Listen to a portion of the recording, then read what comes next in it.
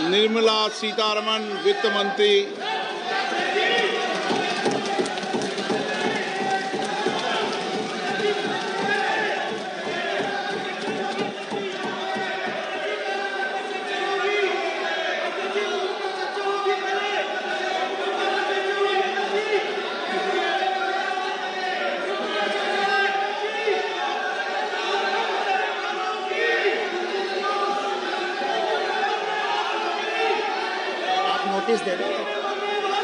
सदस्यगण, budget के बाद राज्यपाल अभिभाषण में आपको पर्याप्त अवसर दूंगा। मेरा आपसे निवेदन है, नहीं माननीय अखिलेश जी, आपने संसद की मर्यादा को आप बना के रखें। कभी बजट भाषण के अंदर इस तरीके का नहीं हुआ, ये उचित नहीं है, ये उचित नहीं है। अखिलेश जी प्लीज, मैं आपको मौका दूंगा राज्यपाल अभिभाषण पे, प्लीज नो, राज्यपाल अभिभाषण पे चर्चा होगी, नो तरीका।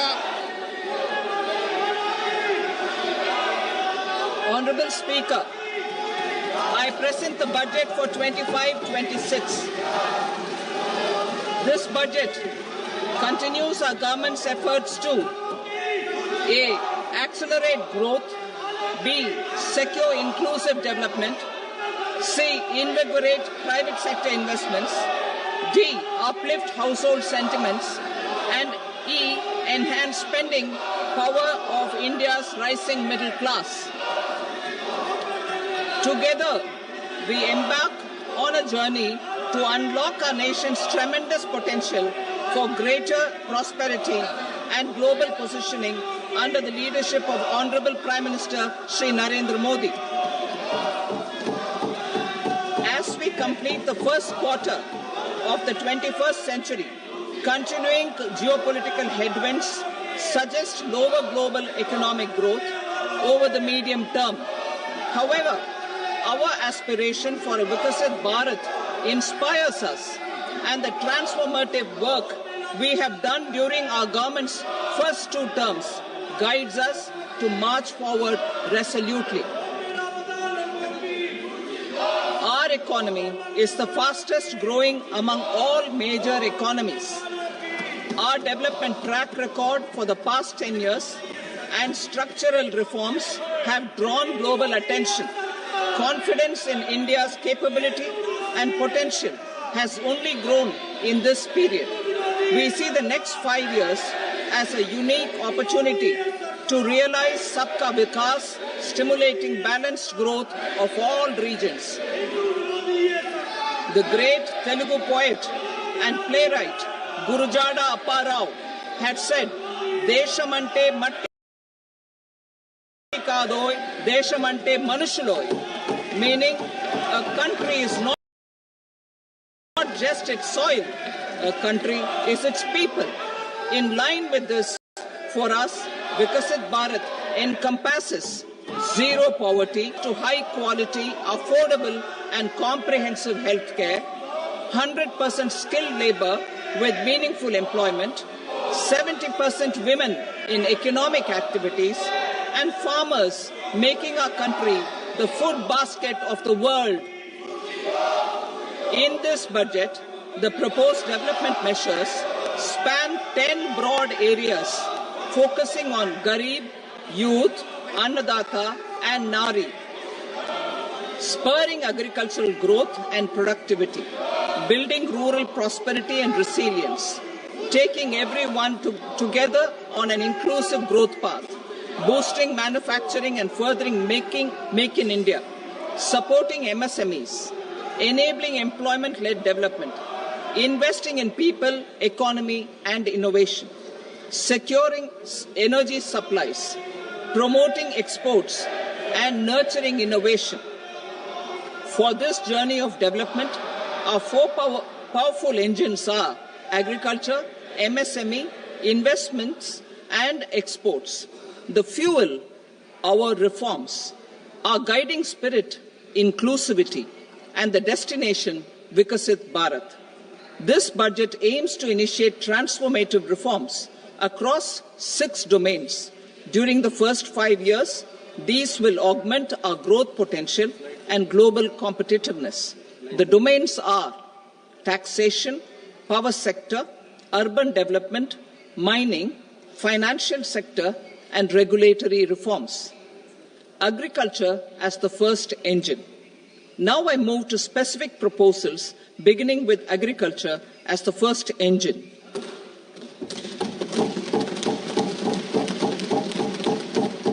Prime Minister Dhan Dhanya Krishi Yojana, Developing Agri-Districts Program.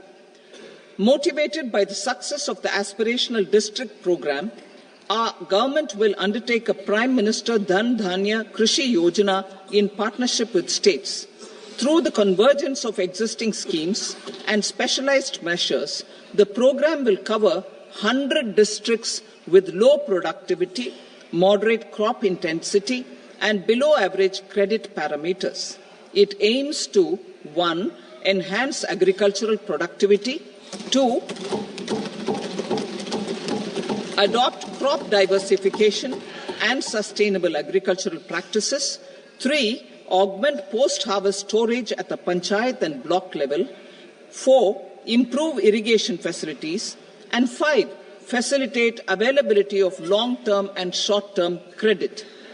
This program is likely to help 1.7 crore farmers. Building rural prosperity and resilience. A comprehensive multi-sectoral rural prosperity and resilience program will be launched in partnership with the states. This will address underemployment in agriculture through skilling, investment, technology, and invigorating the rural economy. The goal is to generate ample opportunities in rural areas so that migration is an option but not a necessity. The program will focus on rural women, young farmers, rural youth, marginal and small farmers, and landless families. The details are in Annexure A. Domestic best practices will be incorporated, and appropriate technical and financial assistance will be sought from multilateral development banks. In Phase 1, 100 developing agri-districts will be covered. Atmanirbharta in pulses.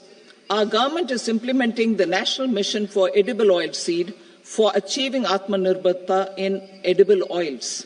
Our farmers have the capability to grow enough for our needs and more. 10 years ago, we made concerted efforts and succeeded in achieving near self-sufficiency in pulses. Farmers responded to the need by increasing the cultivated area by 50%, and government arranged for procurement and remunerative prices. Since then, with rising incomes and better affordability, our consumption of pulses has increased significantly. Our government will now launch a 6-year mission for Atmanirbharta in pulses with a special focus on Tuar, Urad and Masoor. Details are in Annexure B. Central agencies such as NAFED and NCCF will be ready to procure these 3 pulses as much as offered during the next 4 years from farmers who register with these agencies and enter into agreements. Comprehensive program for vegetables and fruits. It is encouraging that our people are increasingly becoming aware of their nutritional needs. It is a sign of a society becoming healthier. With rising income levels, the consumption of vegetables, fruits, and Shri Anna is increasing significantly. A comprehensive program to promote production, efficient supplies, processing, and remunerative prices for farmers will be launched in partnership with the states. Appropriate institutional mechanisms for implementation and participation of farmer producer organizations and cooperatives will be set up. Makhana Board in Bihar. For this, there is a special opportunity for the people of Bihar. A Makana board will be established in the state to improve production, processing, value addition, and marketing of Makana. The people engaged in these activities will be organized into FPOs. The board will provide hand-holding and training support to Makana farmers and will also work to ensure they receive the benefits of all relevant government schemes. A national mission on high-yielding seeds will be launched, aimed at 1. Strengthening research ecosystem, 2. Targeted development and propagation of seeds with high yield, pest resistance, and climate resilience, and 3. Commercial availability of more than 100 seed varieties released since July 2024. India ranks second largest globally in fish production and aquaculture. Seafood exports are valued at 60,000 crore rupees. To unlock the untapped potential of the marine sector, our government will bring in an enabling framework for sustainable harnessing of fisheries from Indian exclusive economic zone and high seas, with a special focus on the Andaman and Nicobar and Lakshadweep Islands. For the benefit of lakhs of cotton growing farmers, I am pleased to announce a mission for cotton productivity. This 5-year mission will facilitate significant improvements in productivity and sustainability of cotton farming and promote extra long staple cotton varieties. The best of science and technology support will be provided to farmers. Aligned with our integrated 5F vision for the textile sector, this will help in increasing incomes of the farmers and ensure a steady supply of quality cotton for rejuvenating India's traditional textile sector. Kisan credit cards facilitate short-term loans for 7.7 crore farmers, fishermen, and dairy farmers. The loan limit under modified interest subvention scheme will be enhanced from 3 lakh rupees to 5 lakh rupees for loans taken through the KCC. For Atmanirbharta in urea production, our government had reopened 3 dormant urea plants in the eastern region. To further augment urea supply, a plant with annual capacity of 12.7 lakh metric tons will be set up at Namrup in Assam.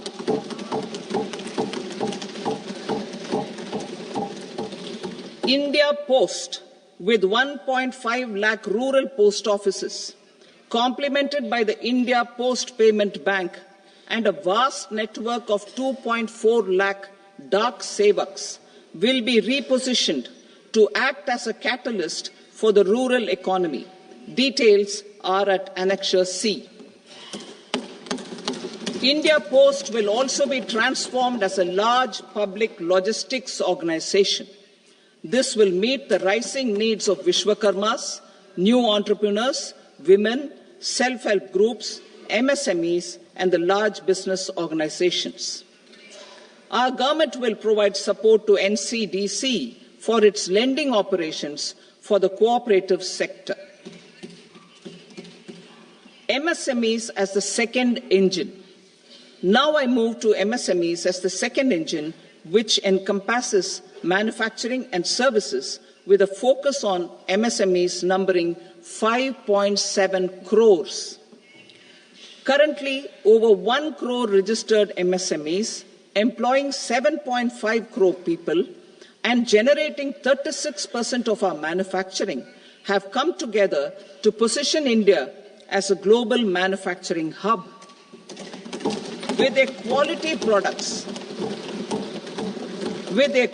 products, these MSMEs are responsible for 45% of our exports.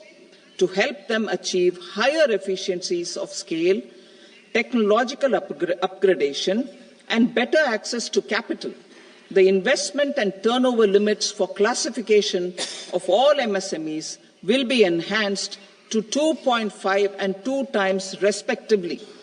This will give them the confidence to grow and generate employment for our youth. The details are given in Annexure D. To improve access to credit, the credit guarantee cover will be enhanced. First, for micro and small enterprises from 5 crore to 10 crore rupees, leading to additional credit of 1.5 lakh crores in the next 5 years. Second, for startups from 10 crore rupees to 20 crore rupees, with the guarantee fee being moderated to 1% for loans in 27 focus sectors which are important for Atmanirbhar Bharat. And for well-run exporter MSMEs, for term loans up to 20 crore rupees.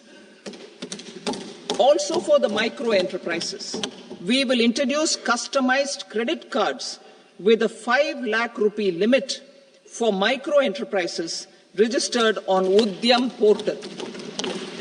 In the first year, 10 lakh such cards will be issued. Fund of funds for startups.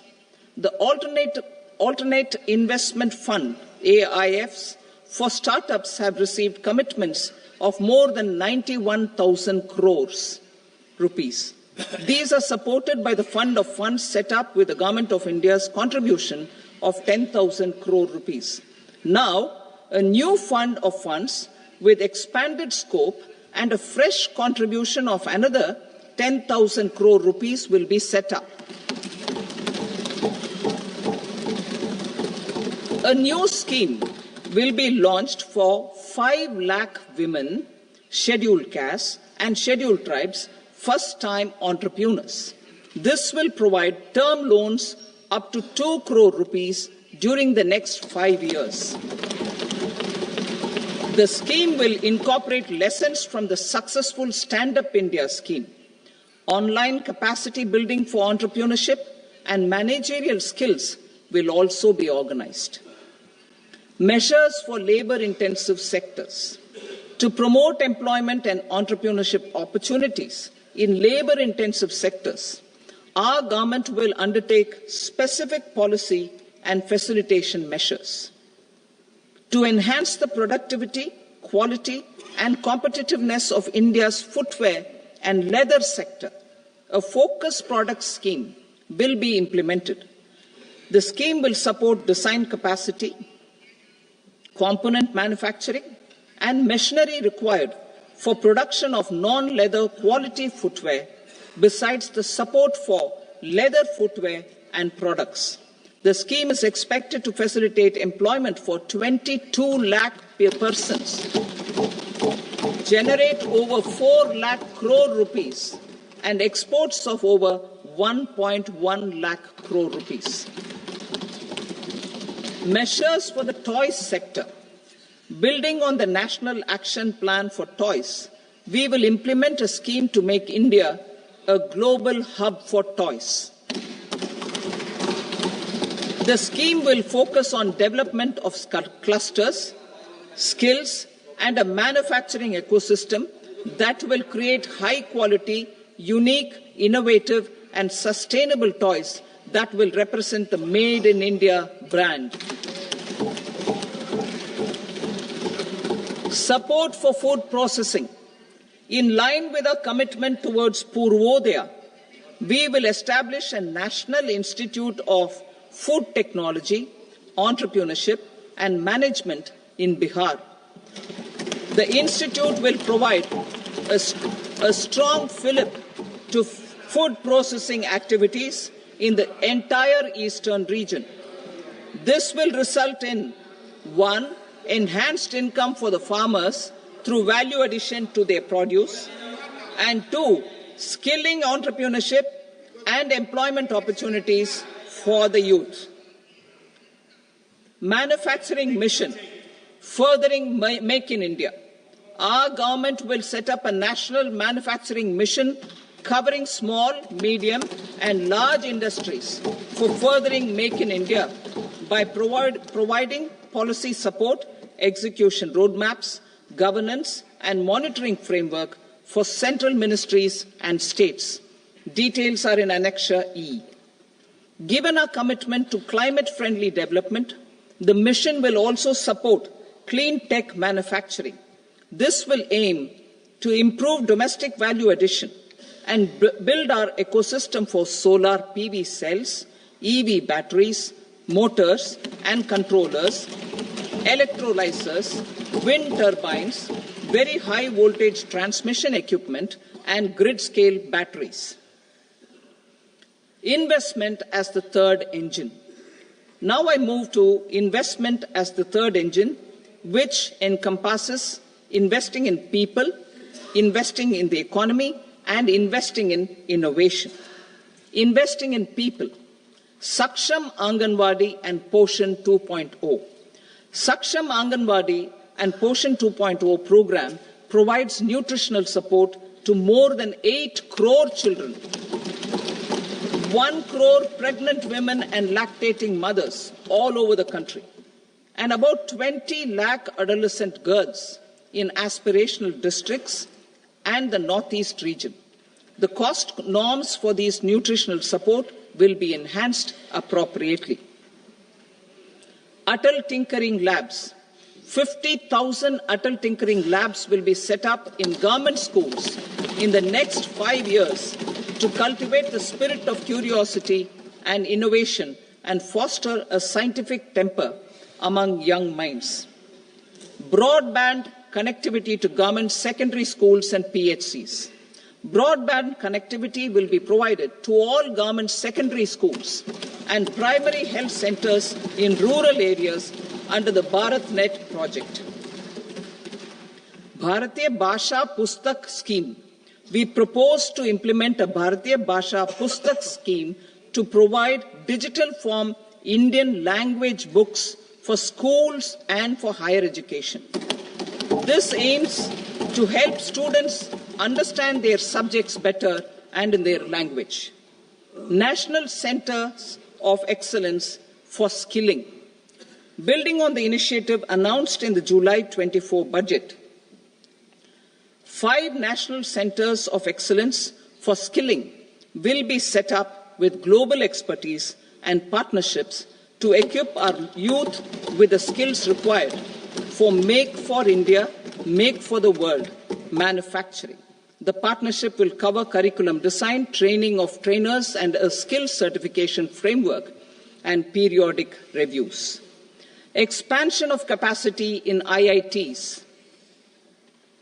Total number of students in 23 IITs has increased 100% from 65,000 to 1.35 lakh in the past 10 years.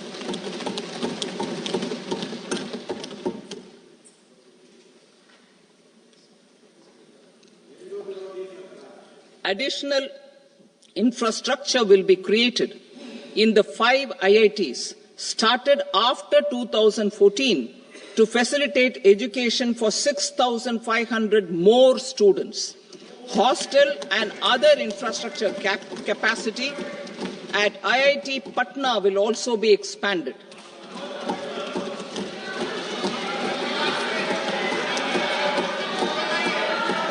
Center of Excellence.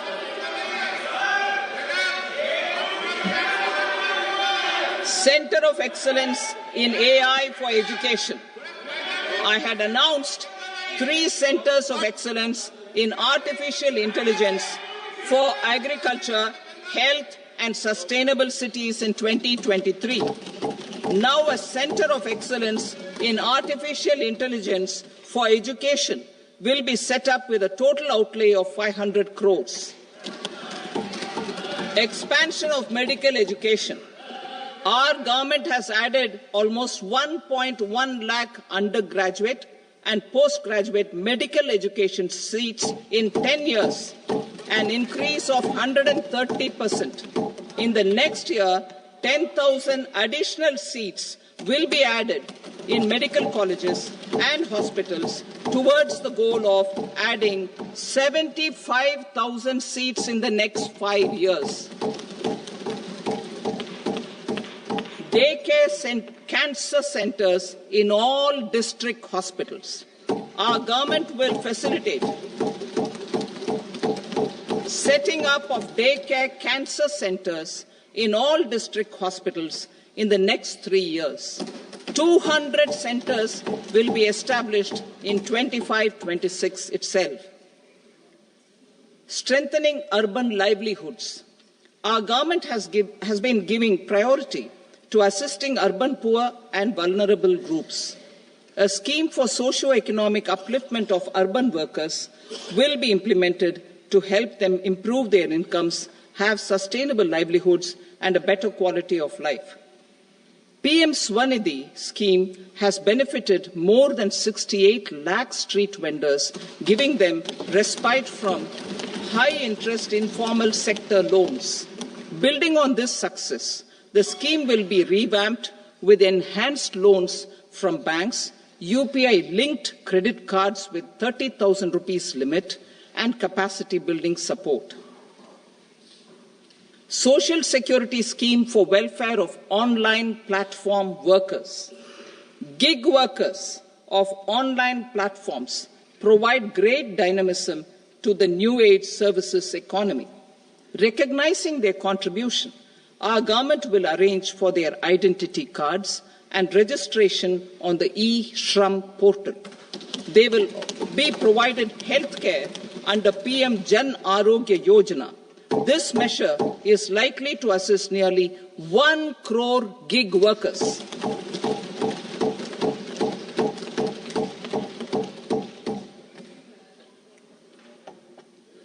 Investing in the economy. Public-private partnership in infrastructure. Each infrastructure-related ministry will come up with a 3-year pipeline of projects that can be implemented in PPP mode. States will also be encouraged to do so and can seek support from the India Infrastructure Project Development Fund, which is a scheme to prepare PPP proposals. Support to states for infrastructure.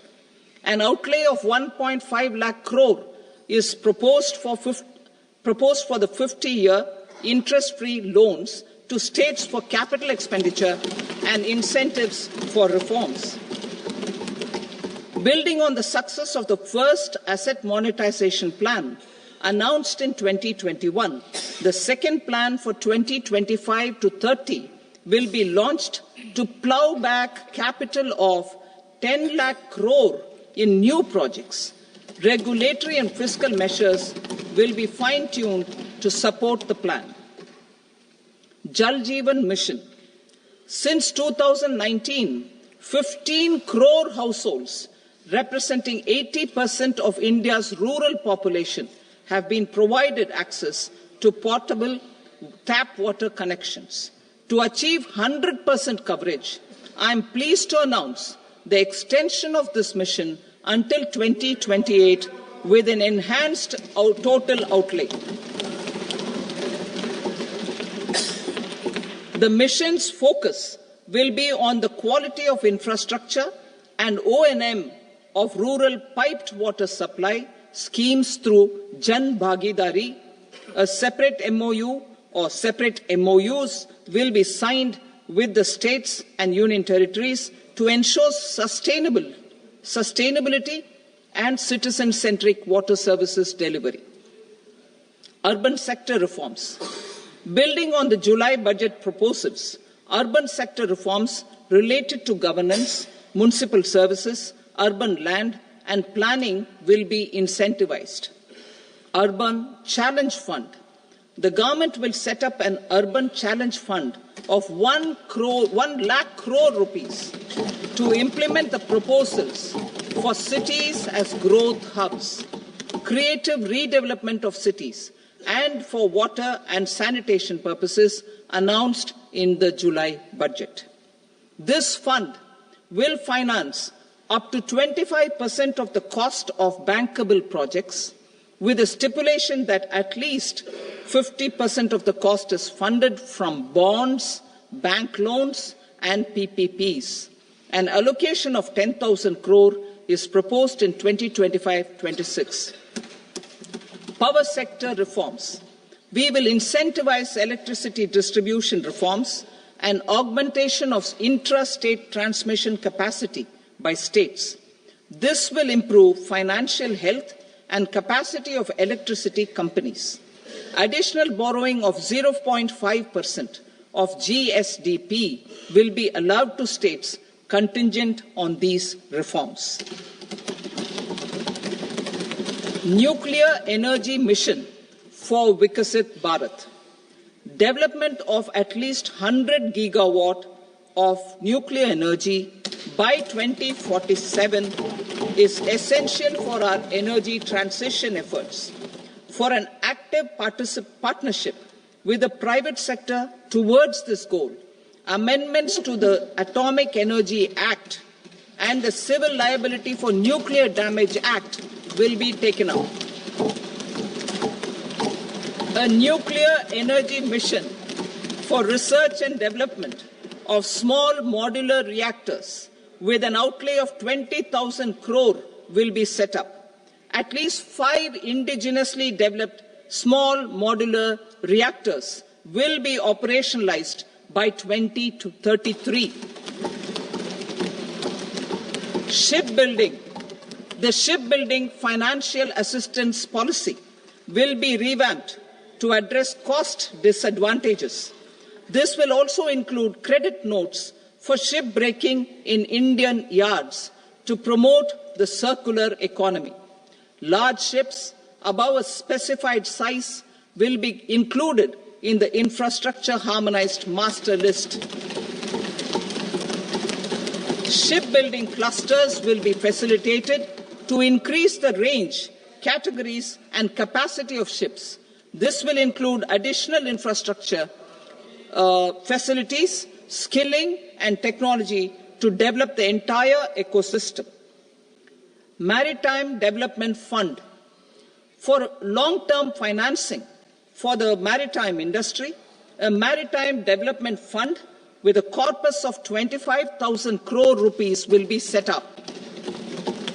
This will be for distributed support and promoting competition. This will have up to 49% contribution by the government, and the balance will be mobilized from ports and from private sector.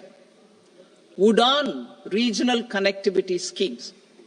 UDAN has enabled 1.5 crore middle-class people to meet their aspirations for speedier travel. The scheme has connected 88 airports, and operationalized 619 routes. Inspired by that success, a modified UDAN scheme will be launched to enhance regional connectivity to 120 new destinations and carry 4 crore passengers in the next 10 years. 4 crore additional passengers in the next 10 years.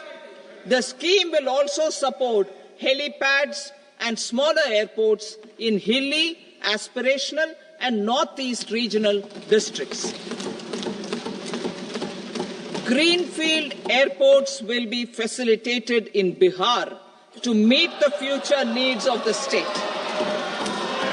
These will be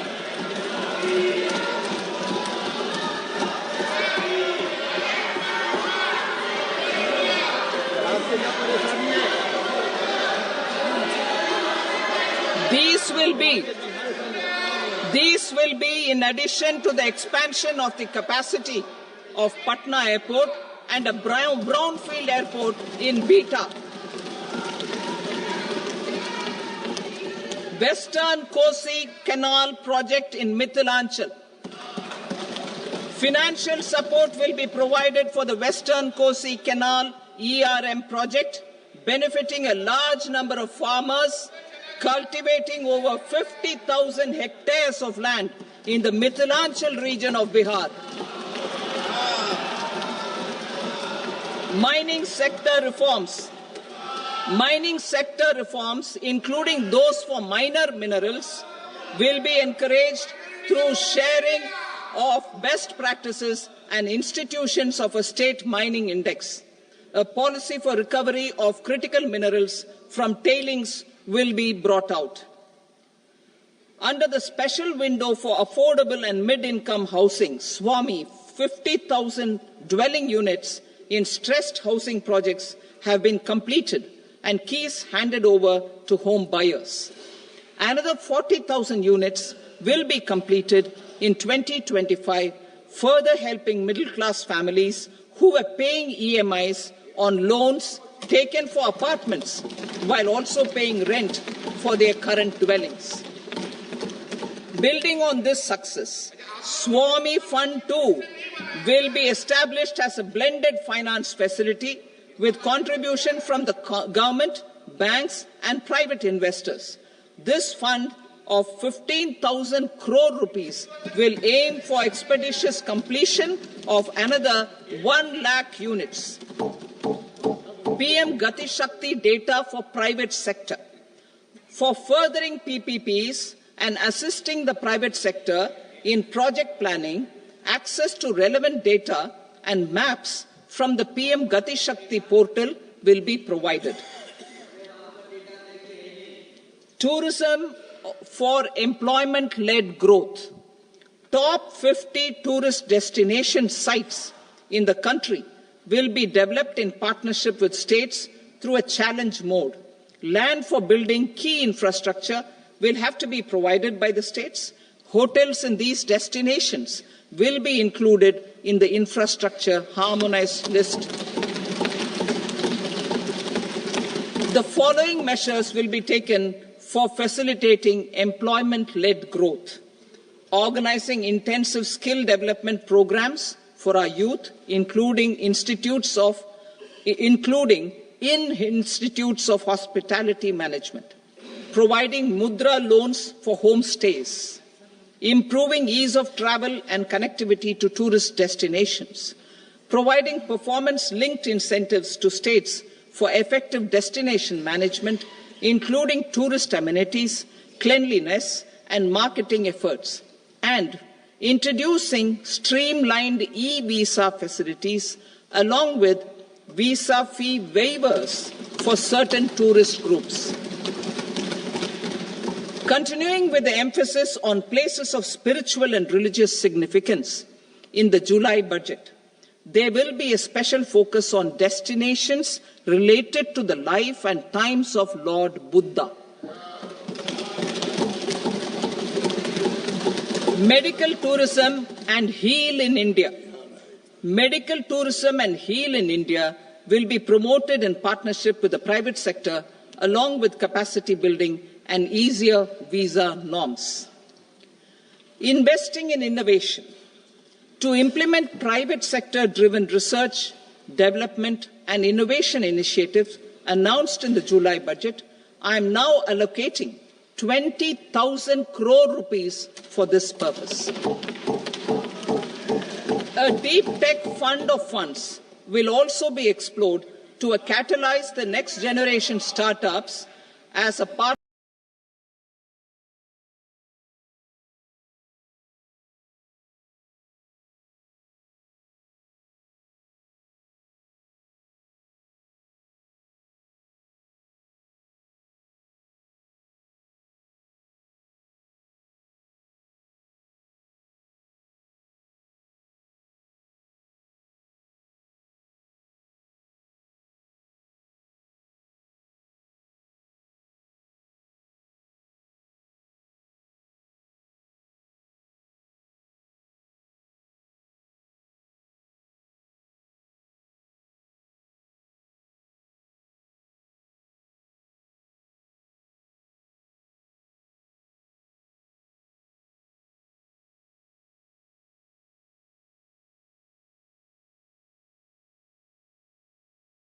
of this initiative. Lines will be set up script heritage with academic institutions, museums, libraries and private collectors will be undertaken to cover more than 1 crore manuscripts. We will set up a national digital repository of Indian knowledge systems for knowledge sharing. Now I move to exports as the fourth engine. We will set up an export promotion mission with sectoral and ministerial targets driven jointly by the Ministries of Commerce, MSME and Finance. It will facilitate easy access to export credit, cross-border factoring support, support to MSMEs to tackle non-tariff measures in overseas markets. A digital public infrastructure, Bharat Trade Net, for international trade will be set up as a unified platform for trade documentation and financing solutions.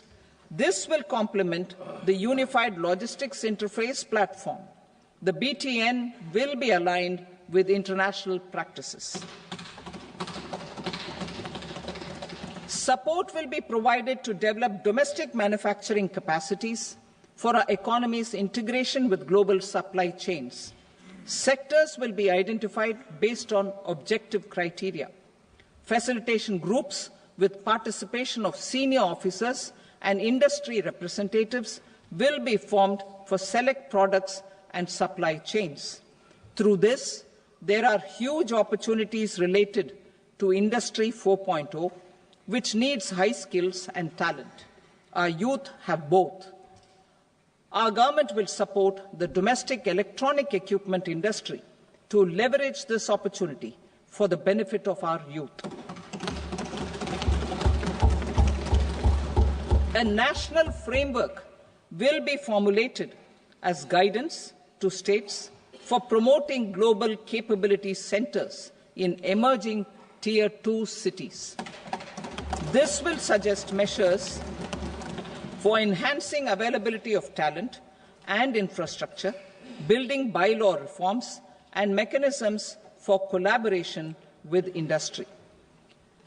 Our government will facilitate upgradation of infrastructure and warehousing for air cargo, including high-value perishable horticultural produce. Cargo screening and customs protocol will be streamlined and made user-friendly. Reforms as the fuel. Over the past 10 years, our government has implemented several reforms for convenience of taxpayers, such as faceless assessment, 2, taxpayer charter, 3, faster returns, 4, almost 99% returns being on self-assessment, and 5, Vivad Se Vishwas scheme.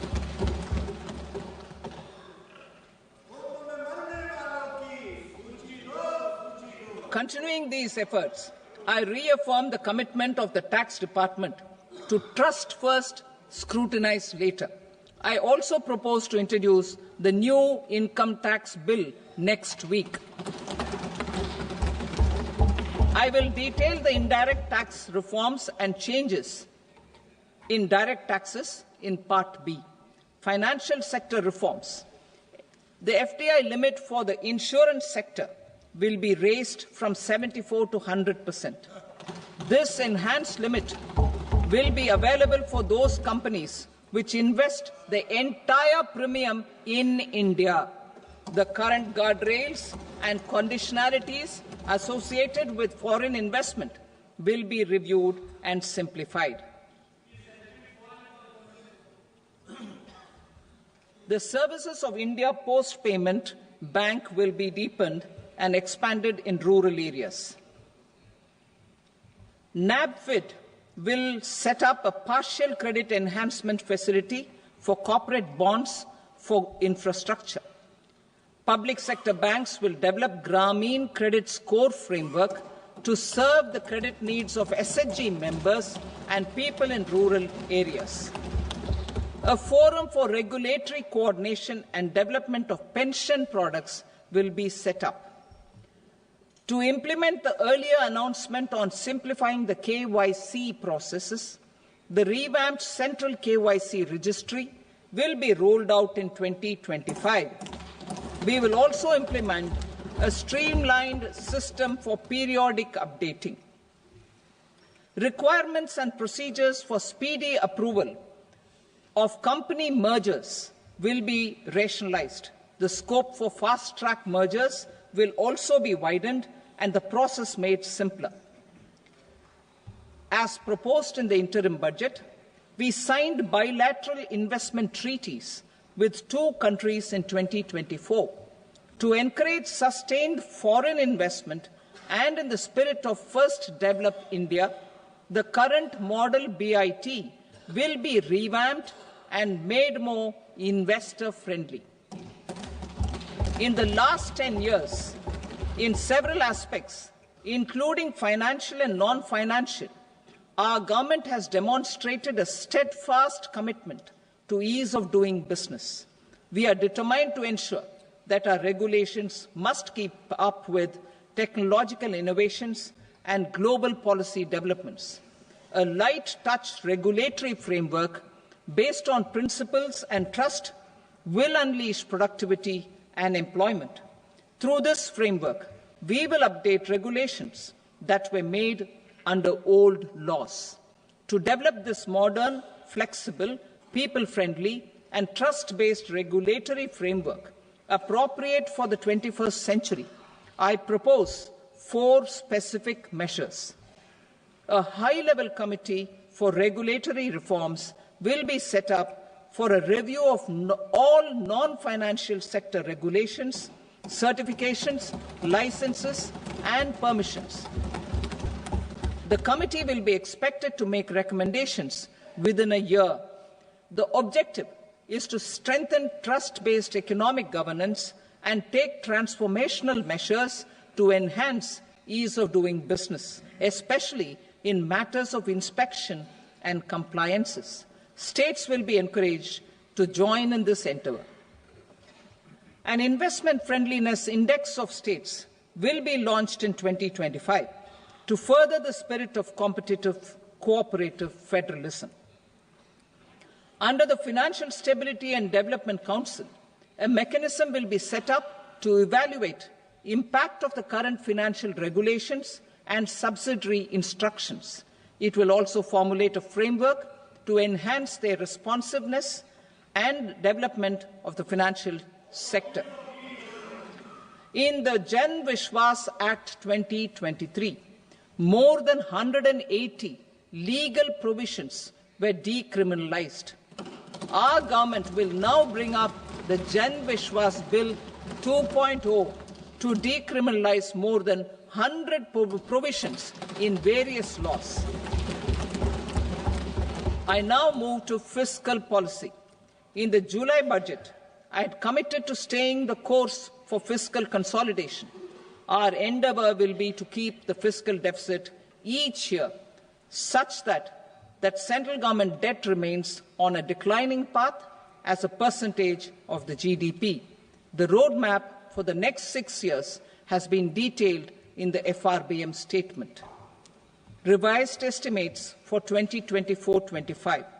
The revised estimate of the total receipts other than borrowings is 31.47 lakh crore rupees, of which the net tax receipts are 25.57 lakh crore rupees.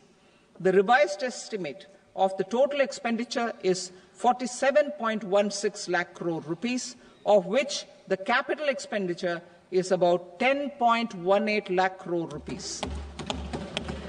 The revised estimate of the fiscal deficit is 4.8% of the GDP. Budget estimates for 25-26. Coming to 25-26, the total receipts other than borrowings and total expenditure are estimated at 34.96 lakh crore rupees and 50.65 lakh crore rupees respectively. The net tax receipts are estimated at 28.37 lakh crore rupees. The fiscal deficit is estimated to be 4.4% of GDP. To finance the fiscal deficit, the net market borrowings from dated securities are estimated at 11.54 lakh crore. The balance financing is expected to come from small savings and other sources, the gross market borrowings are estimated at 14.82 lakh crore rupees. I will now move to Part B. Indirect taxes. My proposals relating to customs aim to rationalize tariff structure and address duty inversion. These will also support domestic manufacturing and value addition, promote exports, facilitate trade, and provide relief to common people. Rationalization of customs tariff structure for industrial goods. As a part of comprehensive review of customs rate structure announced in July 2024 budget, I propose to 1. Remove 7 tariff rates. This is over and above the 7 tariff rates removed in 23-24 budget. After this, there will be only 8 remaining tariff rates, including 0 rate. 2. Apply appropriate cess to broadly maintain effective duty incidence, except on a few items where such incidence will reduce marginally. 3. Levy not more than 1 cess or surcharge. Therefore, I propose to exempt social welfare surcharge on 82 tariff lines that are subject to a cess. I shall now take up sector-specific proposals. To provide relief to patients, particularly those suffering from cancer, rare diseases, and other severe chronic diseases, I propose to add 36 life-saving drugs and medicines to the list of medicines fully exempted from basic custom duty.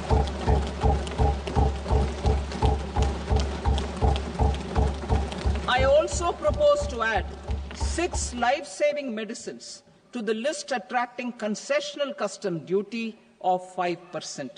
Full exemption and concessional duty will also respectively apply on the bulk drugs for manufacture of the above. Specified drugs and medicines under patient assistance programs run by the pharmaceutical companies are fully exempt from BCD, provided the medicines are supplied free of cost to the patients. I propose to add 37 more medicines along with 13 new patient assistance programs. Support to domestic manufacturing and value addition. Critical minerals. In the July 2024 budget, I had fully exempted BCD on 25 critical minerals that are not domestically available. I had also reduced BCD of 2 other such minerals to provide a major fillip to their processing, especially by MSMEs. Now, I propose to fully exempt cobalt powder and waste, the scrap of lithium-ion battery, lead, zinc, and 12 more critical minerals. This will help secure their availability for manufacturing in India and promote more jobs for our youth. To promote domestic production of technical textile products such as agro-textiles, medical textiles, and geotextiles at competitive prices, I propose to add 2 more types of shuttle-less looms to the list of fully exempted textile machinery. I also propose to revise the BCD rate on knitted fabrics covered by 9 tariff lines from 10 or 20 to 20% or 115 rupees per kg, whichever is higher. Electronic goods. In line with our Make in India policy and to rectify inverted duty structure, I propose to increase the BCD on interactive flat panel display from 10% to 20% and reduce the BCD to 5% on open cell and other components. In 23-24 budget, for the manufacture of open cells of LCD, LED TVs, I had reduced the BCD on parts of open cells from 5% to 2.5%. To further boost the manufacture of such open cells, the BCD on these parts will now stand exempted. Lithium-ion battery. To the list of exempted capital goods, I propose to add 35 additional capital goods for EV battery manufacturing and 28 additional capital goods for mobile phone battery manufacturing. This will boost domestic manufacture of lithium-ion batteries, both for mobile phones and for electric vehicles. Shipping sector. Considering that shipbuilding has a long gestation period, I propose to continue the exemption of BCD on raw materials, components, consumables, or parts for the manufacture of ships for another 10 years.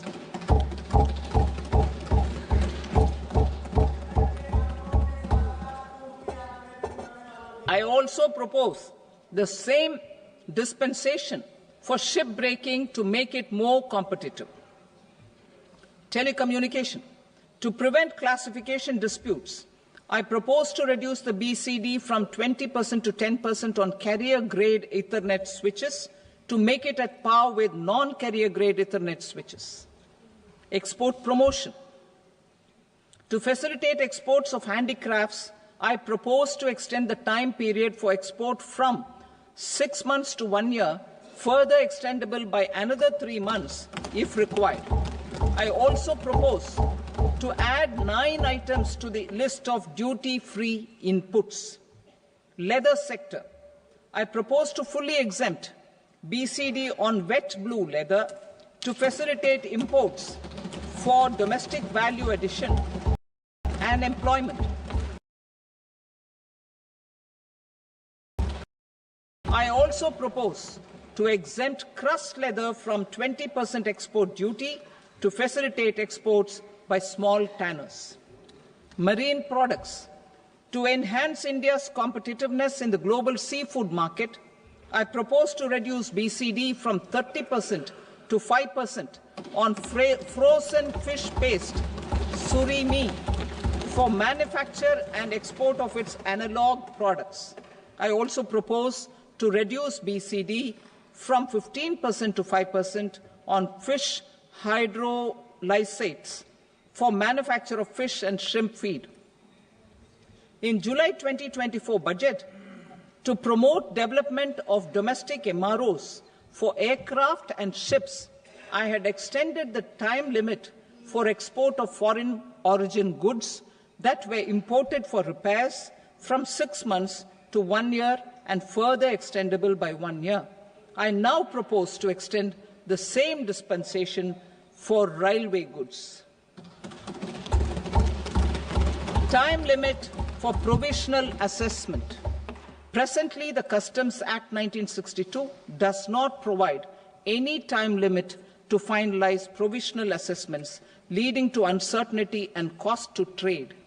As a measure of promoting ease of doing business, I propose to fix a time limit of 2 years, extendable by a year, for finalizing the provisional assessment. I propose to introduce a new provision that will enable importers or exporters, after clearance of goods, to voluntarily declare material facts and pay duty with interest but without penalty. This will incentivize voluntary compliance. However, this will not apply in cases where department has already initiated audit or investigation proceedings. For industry to better plan their imports, I propose to extend the time limit for the end use of imported inputs in the relevant rules from 6 months to 1 year. This will provide operational flexibility in view of cost and uncertainty of supply. Further, such importers will now have to file only quarterly statements instead of a monthly statement.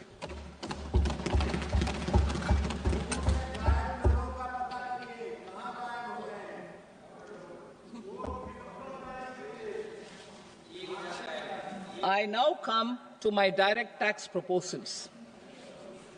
In Part A, I have briefly underlined taxation reforms as one of key reforms to realize our vision of Vikasit Bharat. In respect of criminal law, our government had earlier ushered in Bharatiya Nyaya Sanhita, replacing Bharatiya Danda Sanhita. I am happy to inform this august House and the country that for new income tax bill will carry forward the same spirit of Nyaya in its drafting as well. The new bill will be clear and direct in text, with close to half of the present law in terms of both chapters and words. It will be simple to understand for taxpayers and tax administrators, leading to tax certainty and reduced litigation. Reforms, however, are not a destination. They are means to achieve good governance for our people and economy. Providing good governance primarily involves being responsive. The Tirukural captures this in verse 542, which reads, "Vaanokki vaazhum ulagallam, mannavan kol nokki vaazhum kudi," meaning, just as the living beings live expecting rains, citizens live expecting good governance. Our government is committed to keeping an ear to the ground and a finger on the pulse and responding while balancing our national building efforts.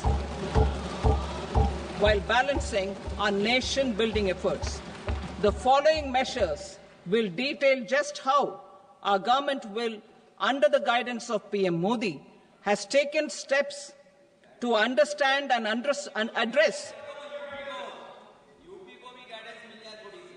I repeat that sentence, sir. The following measures will detail just how our government, under the guidance of PM Modi, has taken steps to understand and address the needs voiced by our citizens. My tax proposals are guided by this spirit. The objectives of my proposals are as follows. Personal income tax reforms with special focus on middle class. Rationalization of TDS and TCS for easing difficulties. Encouraging voluntary compliance. Reducing compliance burden. Ease of doing business. Employment and investment. I will come to my proposal on personal income tax towards the end. TDS and TCS, rationalization for easing difficulties. I propose to rationalize tax deduction at source, TDS, by reducing the number of rates and thresholds above which TDS is deducted. Further, threshold amounts for tax deduction will be increased for better clarity and uniformity. The limit for tax deduction on interest for senior citizens is being doubled from the present 50,000 rupees to 1 lakh rupees. Similarly, the annual limit of 2.40 lakh rupees for TDS on rent is being increased to 6 lakh rupees. This will reduce the number of transactions liable to TDS, thus benefiting small taxpayers receiving small payments. The threshold to collect tax at source, the TCS, on remittances under RBI's liberalized remittance scheme, the LRS, is proposed to be increased from 7 lakh to 10 lakhs. I also propose to remove TCS on remittances for education purposes, where such remittances is out of a loan taken from a specified financial institution. Both TDS and TCS are being applied on any transaction related to sale of goods. To prevent such compliance difficulties, I propose to omit the TCS. I also propose that the provisions of the higher TDS deduction will now apply only in non-PAN cases. In July 2024, the delay for payment of TDS up to the due date of filing statement was decriminalized. I propose to provide the same relaxation to TCS provisions as well. The government under the leadership of Prime Minister Modi believes in Sabka Saath, Sabka Vikas, Sabka Vishwas and Sabka Prayas. In line with this, we brought in updated return facility in 2022 for voluntary compliance by taxpayers who had omitted to report their correct income. Our trust in taxpayers was proved right. Nearly 90 lakh taxpayers voluntarily updated their incomes by paying additional tax.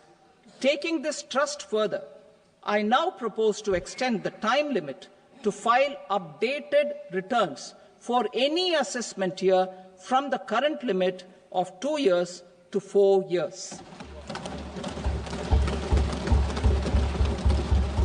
I propose to reduce the compliance burden for small charitable trusts and institutions by increasing their period of registration from 5 years to 10 years. It is also proposed that disproportionate consequences do not arise for minor defaults such as incomplete applications filed by charitable entities. Presently, taxpayers can claim the annual value of self-occupied properties as nil only on the fulfillment of certain conditions. Considering the difficulties faced by taxpayers, it is proposed to allow the benefit of 2 such self-occupied properties without any condition. To streamline the process of transfer pricing and to provide an alternative to yearly examination, I propose to introduce a scheme for determining arm's length price of international transaction for a block period of 3 years. This will be in line with global best practices. With a view to reduce litigation and provide certainty in international taxation, the scope of safe harbour rules is being expanded. A number of senior and very senior citizens have very old national savings schemes accounts.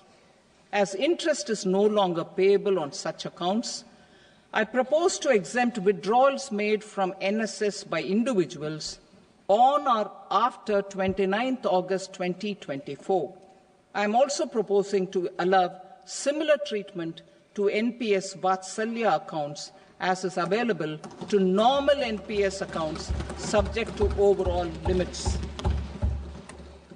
In my speech in July 2024, I had promised that all processes, including giving effect to appellate orders, shall be digitalized and made paperless over the next 2 years. So I'm happy to announce that digitalization is being made operational now. In July 2024, we brought in the Vivad Se Vishwas scheme to resolve income tax disputes pending in appeal. The scheme has received a great response, with nearly 33,000 taxpayers having availed of the scheme to settle their disputes. I have a few proposals to promote investment and employment. It is proposed to provide a presumptive taxation regime for non-residents who provide services to a resident company that is establishing or operating an electronics manufacturing facility.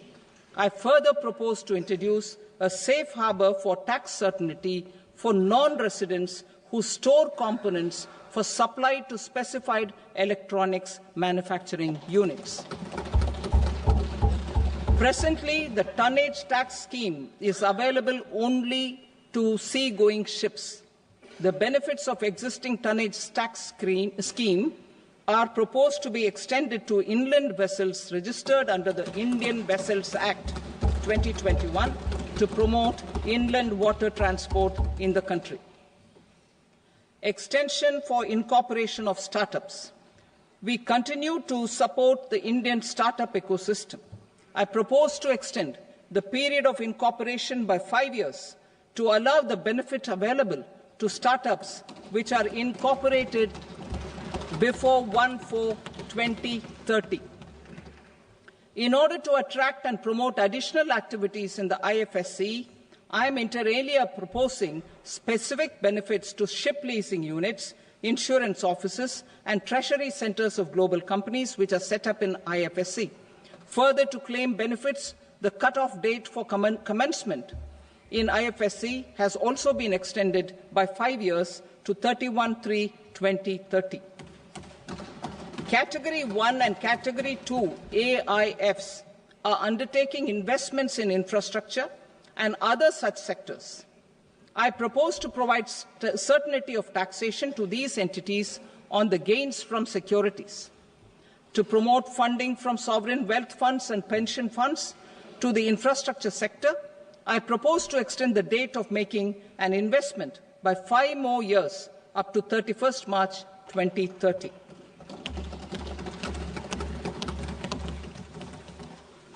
Personal income tax reforms with special focus on middle class. Democracy, demography and demand are the key support pillars in our journey towards Vikasit Bharat. The middle class provides strength for India's growth. This government, under the leadership of Prime Minister Modi, has always believed in the admirable energy and ability of the middle class in nation building. In recognition of their contribution,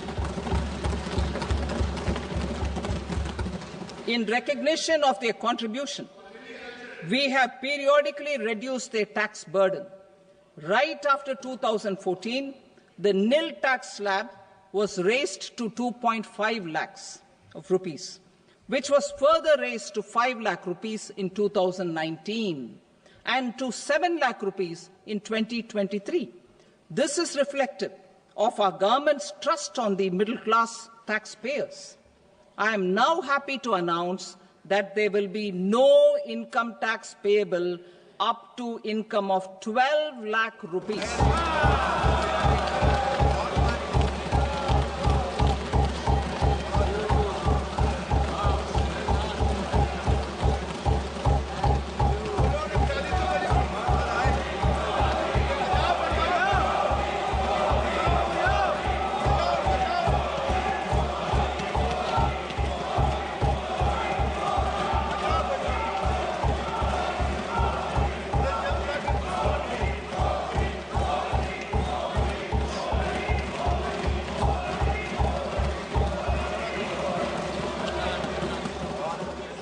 So, average income of 1 lakh per month, other than the special rate income such as capital gains, under the new regime.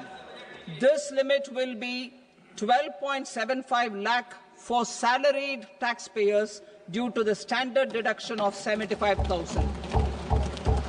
Slabs and rates are being changed across the board to benefit all taxpayers. The new structure will substantially reduce the taxes of the middle class and leave more money in their hands, boosting household consumption, savings and investment. In the new tax regime, I propose to revise tax rate structures as follows: 0 to 4 lakh rupees nil, 4.8 lakh rupees to 4 to 8 lakh rupees 5%, 8 to 12 lakh rupees 10%, 12 to 16 lakh rupees 15%, 16 to 20 lakh rupees 20%, 20 to 24 lakh rupees 25%, and above 24 lakh rupees 30%. To taxpayers up to 12 lakh of normal income, other than special rate income such as capital gains. I read that again.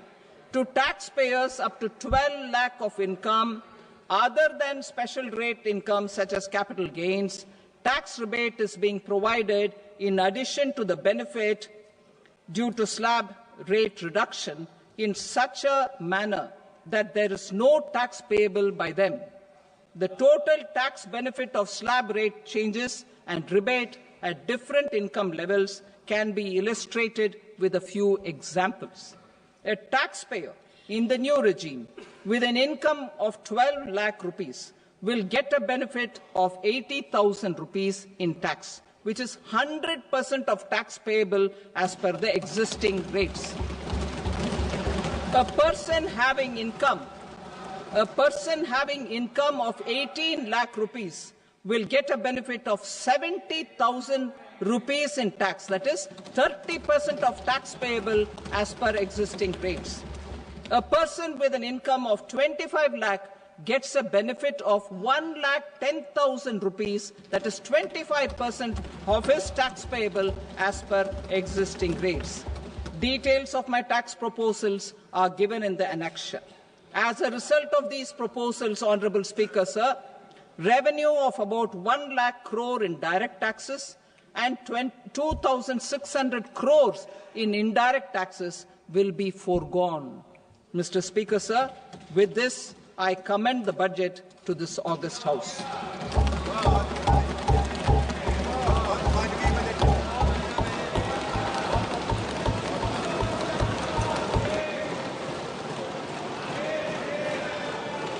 Item number 2, Srimati Nirmala Sitharaman. Sir, with your permission, I rise to lay on the table the following statements under Section 3(1) of the Fiscal Responsibility and Budget Management Act 2003.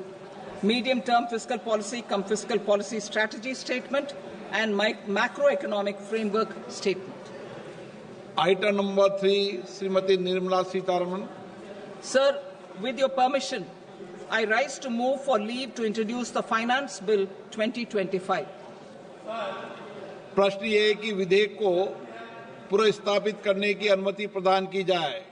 जो सदस्य इसके पक्ष में हाँ कहें, जो सदस्य विरोध में ना कहें। मेरे विचार में निर्णय हाँ वालों के पक्ष में हुआ, हाँ वालों के पक्ष में अनुमति प्रदान की जाती है।